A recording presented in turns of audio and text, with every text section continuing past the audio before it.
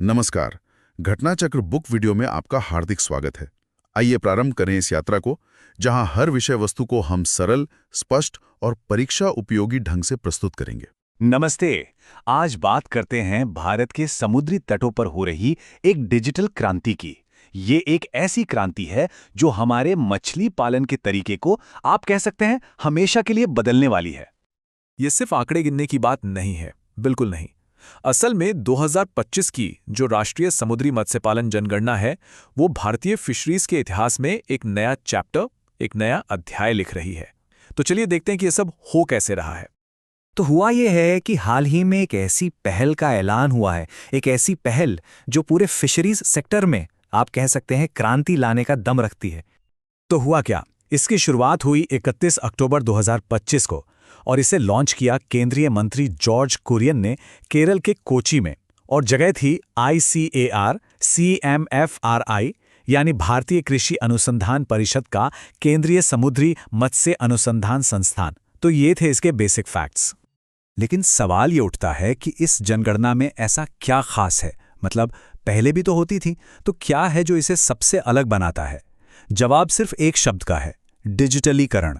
ये भारत में अपनी तरह की पहली पूरी तरह से डिजिटल पहल है। जी हाँ, इंडियन फिशरीज सेक्टर में ये पहली बार है कि कोई पहल पूरी तरह से डिजिटल और डेटा पर आधारित है।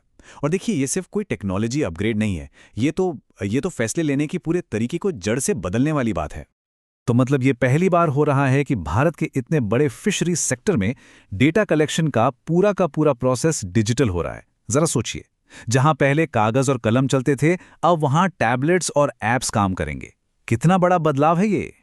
तो अब सवाल ये आता है कि ये सब हो कैसे रहा है? मतलब कागज कलम से सीधे टैबलेट तक का ये जो सफर है, ये मुमकिन कैसे हुआ?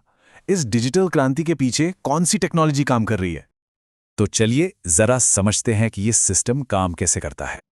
अच्छा, तो इस पूरे सिस्टम के दिल में हैं दो स्पेशल मोबाइल ऐप्स। इन्हें बनाया है CMFRI ने और इनके नाम हैं व्यास भारत और व्यास सूत्र। अब ये ऐप्स करते क्या हैं? जो लोग जनगणना कर रहे हैं वो इन ऐप्स की मदद से सीधे मछली पकड़ने वाले गांवों और बंदरगाहों पर जाते हैं और डेटा इकट्ठा करते हैं, जैसे कि कितनी नावें हैं, कौन कौन से औजार इस्तेमाल हो रहे हैं, कौन सी मछलियां पकड़ी जा रही हैं, ये सारी जानकारी। और इसका सबसे बड़ा फायदा क्या है? Real time data collection. इसका मतलब ये है कि जैसे ही फील्ड पर कोई जानकारी ऐप में डाली जाती है, वो उसी वक्त तुरंत सेंट्रल डेटाबेस में पहुंच जाती है एनालिसिस के लिए। सोचिए, अब हफ्तों या महीनों का लंबा इंतजार खत्म। और इस टेक्नोलॉजी की ताकत दिखाने के लिए लॉन्च इवेंट में एक लाइव डेमो भी किया गया। बड़ा मजेदार था। महाराष्ट्र और केरल के मछुआरों से डेटा इकट्ठा किया जा रहा था और वो डेटा उसी पल कोच्चि में बड़ी स्क्रीन पर लाइव दिख रहा था।